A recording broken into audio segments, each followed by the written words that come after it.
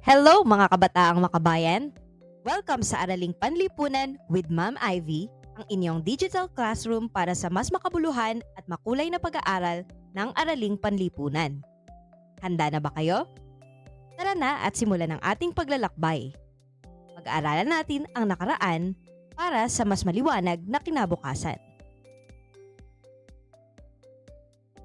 Class, ngayon naman ay ating pag-aaralan ang kahulugan at layunin ng ASEAN Community 2015. Hindi lang to basta-basta barkadahan ng mga bansa. This is 10 countries na may one goal: magkaisa, magtulungan, at mag-level up as one in economy, culture, and security. Dito, mayroong peace and chill vibes. Walang away-away, puro good relations. Meron ding teamwork sa ekonomiya. Andyan ang free trade, more jobs, kaya more growth. And of course, ang cultural collab. Nandyan ang respect, unity, and #diversity goals. Matututunan natin kung paano tayo pwedeng makiambag bilang kabataan. Ready na ba kayo? Tara, focus tayo. Ito ang goals natin today. Mga kasanayan.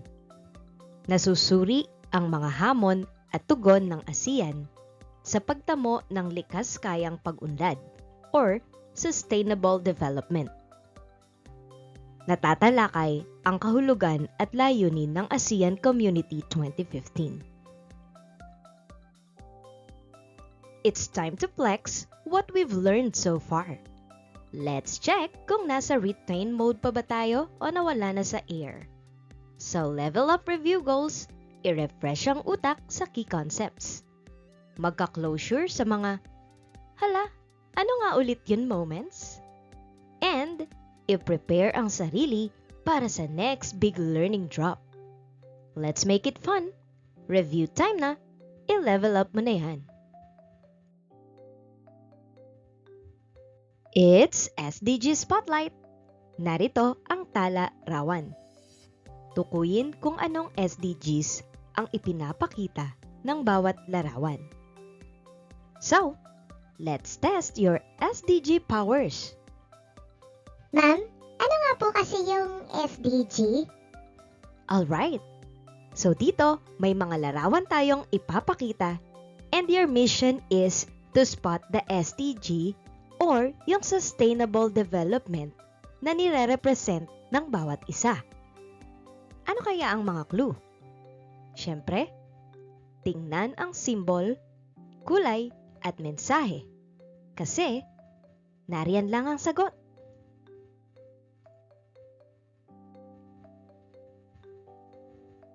Dito ay pinapakita ang tungkol sa gender equality.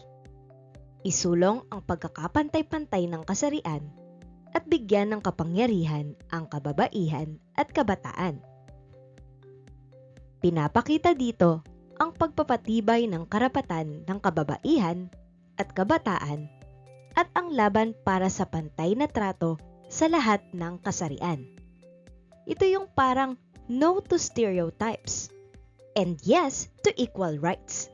Kasi when we uplift women and the youth, we uplift the whole world. Kaya naman, #slay for a change. SDG 5's picture number 2. Ano naman kaya ang ipinapakita ng larawan na ito? Subukang i-pause ang video upang sagutin ninyo ang larawan.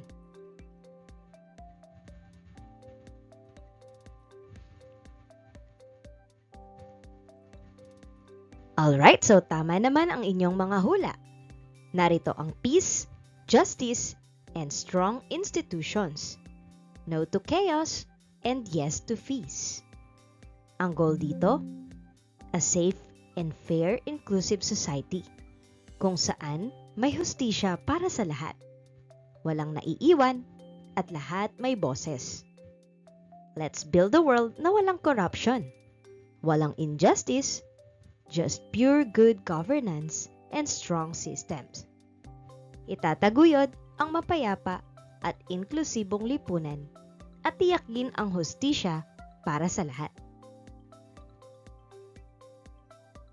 SDG Vibes, Picture number 3. Ano naman kaya ang ipinapakita ng larawan na ito? I-pause ang video at ating pakinggan ang inyong mga sagot.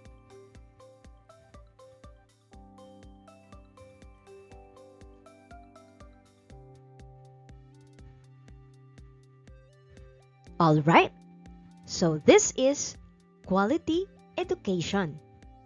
Di sapat na basta may school lang. Kailangan inclusive, accessible, at kalidad. This SDG is all about making sure na lahat ay may chance matuto regardless of who you are or where you're from. Education that empowers, learning that levels you up, at knowledge na hindi lang pang-exam, kundi panghabang buhay. Let's fight for a world where no student gets left behind. So hashtag, learn with purpose. Siguraduhin ang inklusibo at dekalidad na edukasyon para sa lahat. Narito naman ang SDG Vibes Picture number 4. Ano naman ang ipinapakita sa larawan? I-pause mong muli ang video na ito at ating pakinggan ang inyong mga sagot.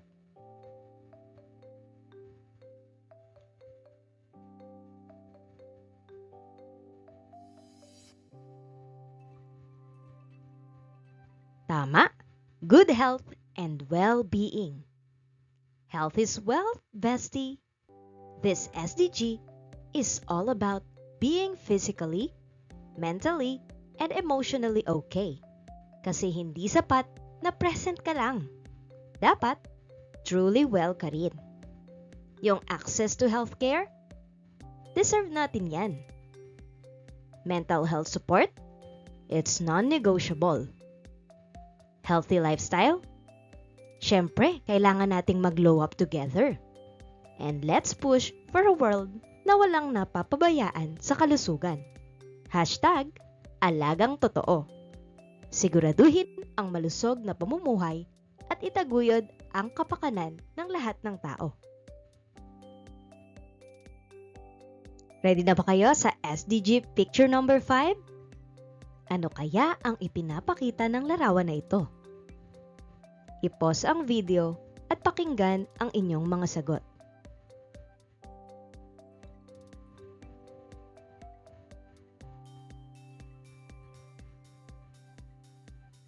Alright, that means zero hunger. Walang magugutom kasi food is a basic right. But it's not a privilege.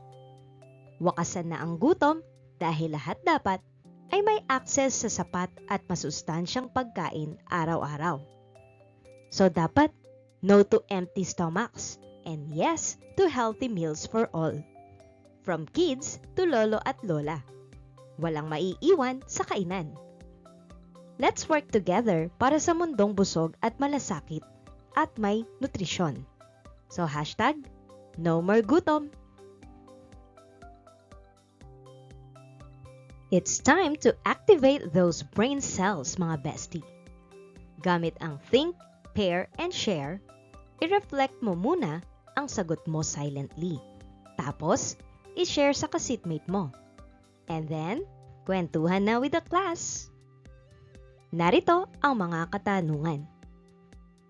Una, para sa iyo, alin sa mga layon ng likas kayang pag-unlad or SDG ang nakamit na ng Pilipinas at Asya? Paano mo nasabi?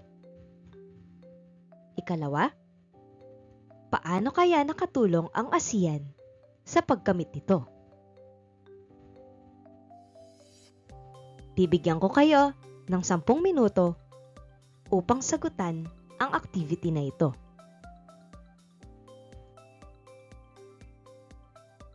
Ready na ba kayo para mag-level up sa Sustainable Development Goals? Let's make a change and let's play the game. Game na Besh, simulan na natin to. Ano ang ASEAN Community 2015? Ang ASEAN Community 2015 ay isang hakbang ng Association of Southeast Asian Nations or ASEAN upang higit pang mapalakas ang kooperasyon sa pagitan ng mga kasaping bansa. So mga Besh, ito yung parang squad goals ng mga bansa sa Southeast Asia. Gusto nilang magtulungan at maging united sa mga bagay na may kinalaman sa ekonomiya, politika at kultura. Parang pag-set up ng mga solid na team kung saan lahat may kanya-kanyang role pero sabay-sabay na nagtutulungan para magtagumpay. Kaya ang ASEAN Community 2015, sila ay nag-decide na mag-level up at magsanib pwersa para mas maging malakas ang ASEAN sa buong mundo. Bakit nabuo ang ASEAN Community 2015? Bilang tugon sa Sustainable Development Goals na inilunsad noong 2012 sa Rio de Janeiro, Brazil. So bakit nga ba? Simple lang to mga Besh. Gusto ng mga bansa sa Southeast Asia na maging stronger together. Ito ay may common goals. At ito yung mapadali ang trade, palakasin ang political ties, at i-celebrate ang kultura ng bawat isa. Kasi naman, kung nagsanib puwersa sila, mas madali nilang ma-achieve ang mga dreams nila as a region. So gets na? Isa pang dahilan ay upang ipagpatuloy ang tagumpay ng Millennium Development Goals or MDG na naglalayong bawasan ang kahirapan at pagbutihin ang kalidad ng buhay. Siyempre nga naman, para magpatuloy ang tagumpay nito, kailangan mayroon silang misyon na bawasan ang kahirapan at gawing mas maganda ang quality ng buhay ng mga tao. Pero siyempre, hindi pwedeng tumigil doon. Kaya, tinulungan tayo ng SDGs para mas palawakin pa at i-boost ang mga pagbabago sa mundo. Layunin pa nitong pagtibayin ang pagkakaisa sa Timog Silangang Asya sa pamamagitan ng mas pinahusay na ugnayan sa ekonomiya, politika at panlipunan. In other words, gusto nilang mas i-level up ang economic ties, political connections, at social bonds para magkaisa sa mga big goals nila. So ito yung kanilang teamwork. Legit na 100% na teamwork. Kaya naman, if you have teamwork, it makes the dream work. Ano-ano naman ang mga layunin ng ASEAN Community 2015? Lumikha ng isang lipunang may pagtingin sa hinaharap. Tinitiyak ang pangmatagalang kaunlaran at katatagan sa rehiyon. So, ang mga layunin ng ASEAN Community 2015 ay super chill pero malakas. Sa ekonomiya, para daw mas mabilis ang trade at mag-grow ang negosyo sa buong Southeast Asia. Sa politika naman, para magkaisa sa mga issue at mas maging strong ang mga bansa sa rehiyon.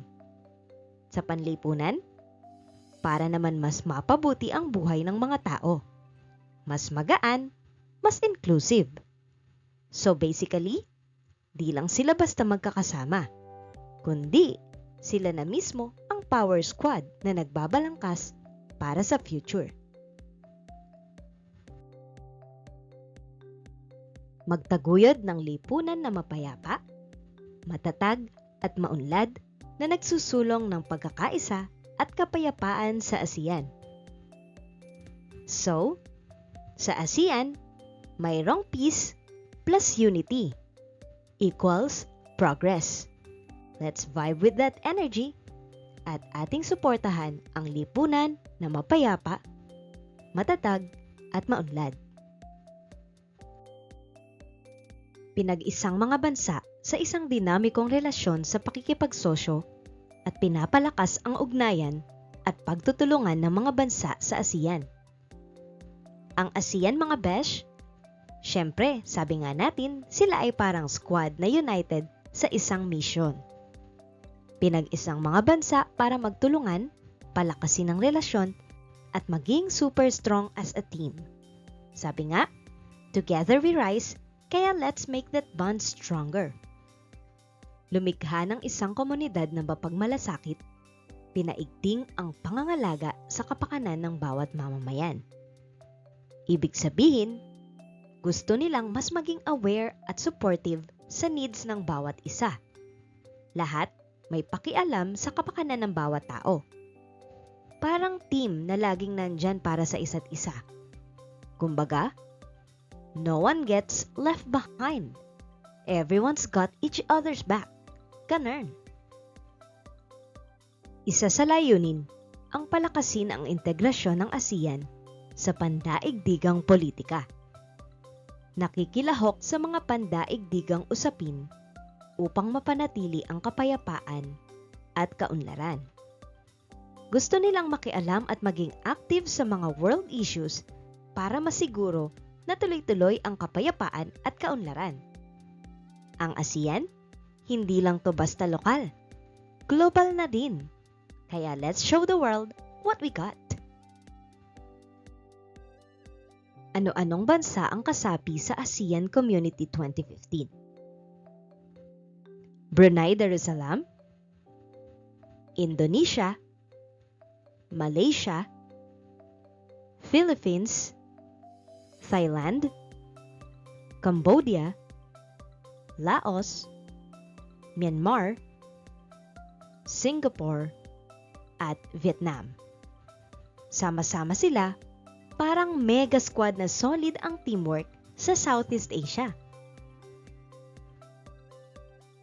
Paano makatutulong ang ASEAN Community 2015 sa pagtugon sa hamon ng likaskayang pag-unlad? Nagpapalakas ng kooperasyon sa larangan ng ekonomiya upang bawasan ang kahirapan at mapabuti ang kabuhayan ng mga mamamayan. So, ang ASEAN Community 2015 besh, ito ay may malaking role sa pagtugon sa hamon ng kanyang likaskayang pag-unlad. Sa pamamagitan ng pagtutulungan ng mga bansa, pinapalakas nila ang mga proyekto na makakatulong sa environment, economy, at social welfare para sa sustainable future. Sila din ay nagpapatupad ng mga polisiya na sumusuporta sa proteksyon ng kalikasan, sustainable development, at disaster risk reduction. Okay, besh, ang ASEAN Community 2015 ay super helpful sa likaskayang pag-unlad kasi nagsasanib puwersa sila para protektahan ang environment habang pinapalago ang economy. Gamit ang teamwork ng mga bansa, matutulungan nila ang isa't isa na magtulungan sa mga eco-friendly projects at mas sustainable na development. Siyempre, ang squad goals nila para sa green future. Nagpapalaganap ng edukasyon at pagpapalitan ng teknolohiya upang mapabilis ang pag-unlad ng bawat bansa. So, it's all about education and technology exchange. Gusto nilang palaganapin ang mga bagong kaalaman at technology para mabilis ang pag-unlad ng bawat bansa. Parang sharing is caring, but make it fast track to progress. Ang ASEAN Community 2015 ay nagtutulungan din sa larangan ng kalusugan upang labanan ang mga sakit tulad ng AIDS, tuberculosis, at malaria. So parang nagko-collab sa kalusugan para labanan itong mga sakit na ito. Gusto nilang siguraduhin na lahat ay may access sa tamang pangangalaga at tulungan ang bawat isa para maging healthy ang buong rehiyon. Let's G! Hands-on muna tayo. Time to dive in at i-ace natin to sabay-sabay. Let's make things happen!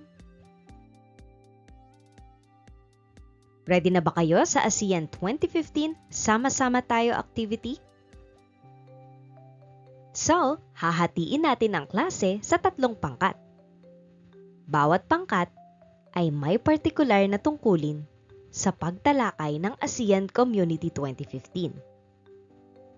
Pangkat 1, ano ang ASEAN Community 2015? Saliksikin at ipaliwanag ang kahulugan at kasaysayan nito. Gumamit ng infographic o poster upang ipakita ang pangunahing impormasyon. Pangkat 2. Ano ang layunin ng ASEAN Community 2015?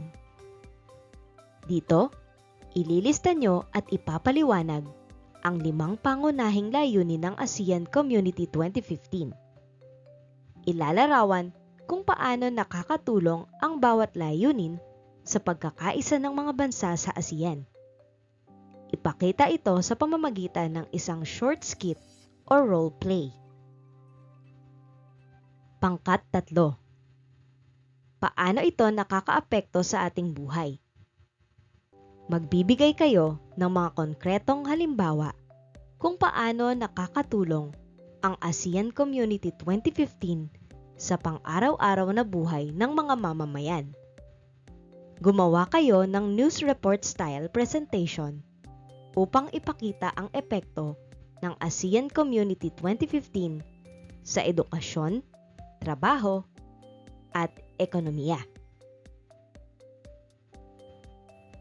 Kayang-kaya niyo yan! Good luck, class! Para naman sa individual na gawain, isulat sa papel ang inyong sagot. Sa iyong palagay, paano mo maipapakita ang pagiging bahagi ng ASEAN Community 2015 sa iyong sariling paraan?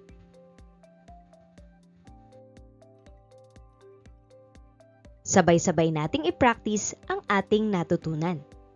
Let's put everything into action and show what we've got. Ready na ba kayo? Let's do this! Now let's kick off with a KW activity. K, what do we know? Ito yung iyong natutunan. W, what do we want to know? O, ang iyong reaksyon. L, what did we learn? Ano ang iyong natutunan? Kaya naman, let's get those thoughts rolling and see how much we can crush today. Let's go and good luck!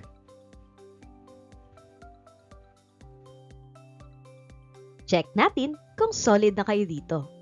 It's time to see if you're all set and ready to ace this. Let's test your knowledge and see how much you've leveled up.